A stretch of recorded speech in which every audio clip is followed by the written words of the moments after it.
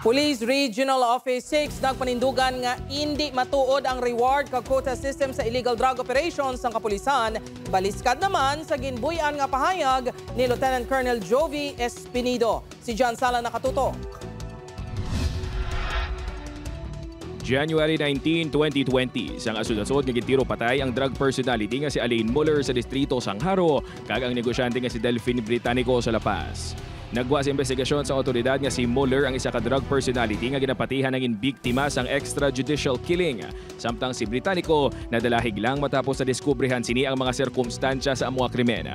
Ang mga ginatudlo ka sospek amo sa Corporal Jerry Villanueva, Corporal Joseph Hoven kag duha ka mga John Doe.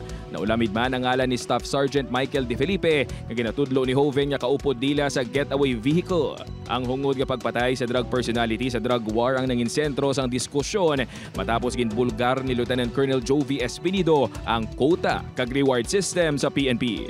The other quota naman at saka yung reward system, alam ng mga pulis lahat yun, Your Honor, Mr. Chair, na patayin may reward. Kung mamatay yung nasa watch list, may reward system yun ang ibigay. Your Honor, Mr. Chair, maski may kasalanan yun o wala, may ginawa na totoong nabaybas o wala. Gintinguan sa news team ang mahibaluan ang status sa mga pulis nga nadalahig sa krimen apang wala na naghatag pa sang detalye ang PRO6.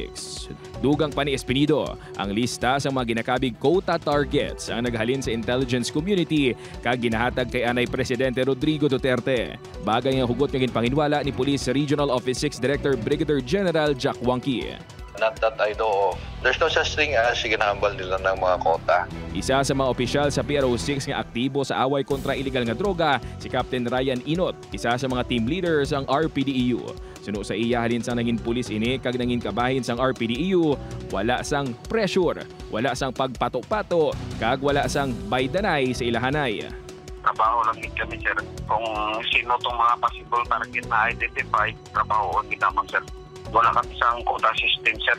Upod kay Hans Desierto, John Sala. One Western Visayas.